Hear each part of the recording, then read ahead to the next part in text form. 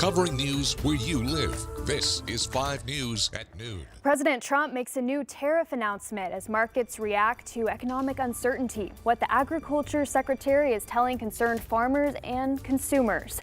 And a local fire department says responding to elderly falls is their #1 call. We'll have details on a new initiative to help elderly communities stay safe. Well, this was the scene earlier this morning. This was in Johnson County there on I-40, and this caused traffic to back up for quite a while. The scene there is now clear. We've no word yet on what caused that accident. Well, good afternoon, and thank you for joining us. I'm Morgan Wrigley along with meteorologist Stephen Elmore, and it is an absolutely beautiful Tuesday out there. Yeah. A few beautiful days this week. A little bit of rain too, maybe, though. If you were with us yesterday, we told you we wouldn't be here at noon because the weather was going to be too nice. We did say that. Today, but here we are. So somehow we didn't get away with that. Glad you joined us again for today for your 5 News at noon. We'll enjoy the nice weather after we get done here. All right, let's take a look outside. Beautiful, gorgeous blue skies once again. Daytime highs today eventually will reach up into the 70s and 80s. It is a bit breezy out there. Those winds peaking right around 15, 20 miles per hour. Those wind gusts maybe up to 30 miles per hour today. That has increased our fire danger, but really it's just making this afternoon absolutely gorgeous. 2 things to look out for this week. Late thunderstorms possible for our Wednesday evening. The chances for some hail, some strong winds will definitely be there. And then we'll give you an update on that storm risk that comes for this upcoming Friday. Some improvements there. Temperatures already into the 60s and 70s as we get into the afternoon. Absolutely gorgeous out there right now. The rest of the day looks like this. Plenty of sunshine, daytime highs, upper 70s. Gorgeous this evening to get outside for a walk across the river valley. We'll hit the low 80s by the time we're done for today. We'll talk about those storm chances later this week coming up in just a bit. Thanks, Stephen. President Trump announced additional tariffs on Canada today, even as the stock market continues to slide over fears of economic uncertainty and his administration's trade policy. Stocks fell further at the start of trading Tuesday following Monday's sell-off, Wall Street's worst day so far this year. On again, off again tariffs, retaliations, cuts at the government, and it is making people feel concerned enough that we could see the economy slow down. As the White House downplays concerns over the market, President Trump raised the stakes Tuesday. He announced on social media he's doubling the tariff set to take effect tomorrow on Canadian steel and aluminum coming into the U.S. It will now be 50%. That's in response to Ontario's 25% retaliatory tax on electricity exports to the U.S. U.S. farmers and grocers describe a roller coaster as they brace for tariff impacts. Agriculture Secretary Brooke Rollins acknowledged the concern. Secretary, what's your message to farmers worried about tariffs, retaliatory tariffs, and the uncertainty? The uncertainty is real, and the farmers and our ranchers are concerned. It's going to be a little bit bumpy for, maybe a few weeks or a few months, but at the end, his vision, and again, what we're effectuating is that our American farmers and ranchers, but truly all Americans, will be moving into an era of greater prosperity. On Capitol Hill, lawmakers are trying to head off a partial government shutdown at the end of the week. Vice President J.D. Vance headed there this morning ahead of a critical House vote on a stopgap budget measure. This clean CR contains no poison pill riders, no policy riders there at all, no cuts to Medicare, Medicaid, or Social Security, 0. But with one GOP hardliner, Kentucky's Thomas Massie, already saying he's a no, the White House confirmed President Trump is making phone calls to potential holdouts. Natalie Brand, CBS News, the White House. Continuing coverage, a former Crawford County deputy sentenced to prison filed an appeal saying a federal court unfairly applied to sentencing. Levi White was convicted last year for an incident that happened in 2022. White was sentenced to 63 months in federal prison, followed by a 2-year supervised release after pleading guilty to deprivation of rights under color of law. Videos captured of the incident showed the officers and the violent arrest of Randall Worcester. Another former deputy seen in the videos, Zachary King, was also sentenced to prison. No charges were filed against the third officer with the Mulberry Police Department. In Monday's federal court filing, White's attorney argues that the court unfairly applied sentencing enhancements, such as using a dangerous weapon and his status as a public official. Well, meanwhile, 2 former Northwest Arkansas police officers are now facing decertification. And new at noon, Christopher Cordero, a former West Fork officer, has waived his hearing and is accepting decertification. This comes as Cordero faced disciplinary action after a traffic stop that led to a man's death, despite being acquitted of negligent homicide back in December.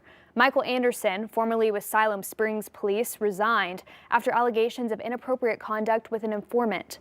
Anderson's hearing is set for Wednesday, and we'll be sure to keep you updated as we learn more.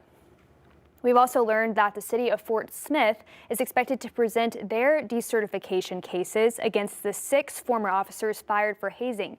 You can read about that as well on our website, 5newsonline.com. 3 people in Rogers are now charged with capital murder for a deadly shooting over the weekend. Rogers police say this happened just after midnight on Saturday. Officers arrived on South B Street to find Andreas Fonseca had been shot. He died after being rushed to a hospital. Jared Siles, Amy Manduano, and Eileen Rocha are all in custody for the crime. According to prosecutors, all 3 suspects are minors but being charged as adults. Stiles and Rocha are also accused of lying to police. Investigators allege 32 total rounds were fired at the crime scene from 3 different guns. Well, at the Capitol, Governor Sarah Huckabee Sanders' latest education reform bill is on its way to pass. 2 simultaneous versions advanced out of a 7-hour joint education meeting on Monday. The bills follow on the LEARNS Act from 2 years ago that aimed to reform grade school education. This one is focused on higher ed, with attempts to streamline several advisory groups and bolster education pathways beyond 4-year degrees. What we're doing today in Access is making sure that every child has that pathway that's built out for them, and making sure that every school district is supported in meeting those expectations. Efforts to end DEI programs and punish student protesters sparked strong opposition, both at the meeting and at a rally outside. I think some of what we're seeing here today is retaliation. I think it's retaliation against students for what we saw at LEARNS. I mean, it's not a good look when you have literally hundreds of kids sitting on the floor outside of your committee room wanting to come in there and tell you why you're wrong. Students oppose a provision banning excused absences for protests. Lawmakers are considering changes. And co-sponsor Senator Jonathan Dismang pushed an amendment allowing excused absences for certain demonstrations, but not protests. Both bills passed and will move to the House and Senate floors. The city of Bentonville is set to vote tonight on a plan that would double water rates. City leaders say they need this money to fix major water leaks, saying some months they're losing 50% of the supply. But some residents are saying the hike would be too much to handle. They say things are also more expensive with inflation and higher wholesale water costs. If approved, while water rates would double, the total utility bill would go up about 12% overall. The city says that means the average customer would see about a $25 increase on the water portion of their monthly bill. Residents at Monday night's meeting say they shouldn't be the ones footing the bill, and they want the city to look at other options. I'm appalled, like many others, that 90% of these issues were happening because of the developers who laid them down. Why should I, as a city citizen who did all the repairs when I was asked to, paid all my bills on time, paid my property taxes, have to now incur this large, immense burden? The City Council is expected to make a decision on this tonight. We'll be following the vote and we will bring you updates. For adults 65 and older, a simple fall can put their safety, well-being, and independence at risk.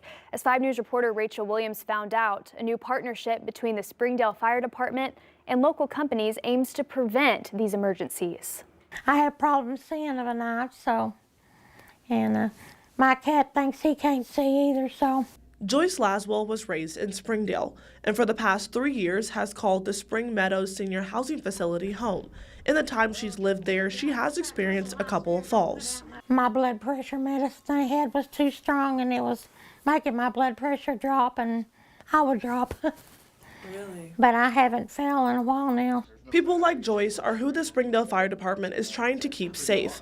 Monday marked day 1 of a partnership between the fire department, Black Hills Energy, and Lowe's. It kind of pitched out the idea of trying to help us get motion activated lights out to our elderly community that could actually need one of these, and they've really stepped up and helped us partner with donating these lights to the Springdale Fire Department for us to distribute. On Monday, the fire department distributed 86 motion sensor LED lights at Spring Meadows, a location firefighters say they visit often.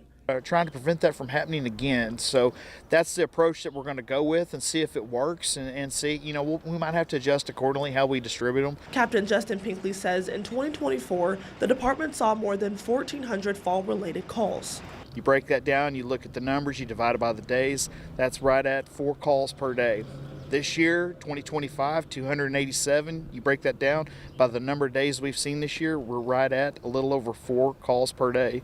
Break that down even more further, that's 1 call every 6 hours. The new motion sensor lights are plug-in and can reach up to 26 feet away, and they're already making residents feel comfortable to move around the house. I think the lights will be great for me to see because going into my kitchen of a night, to get a drink or going to the bathroom, then I'll have lights. In Springdale, covering news where you live, Rachel Williams, 5 News.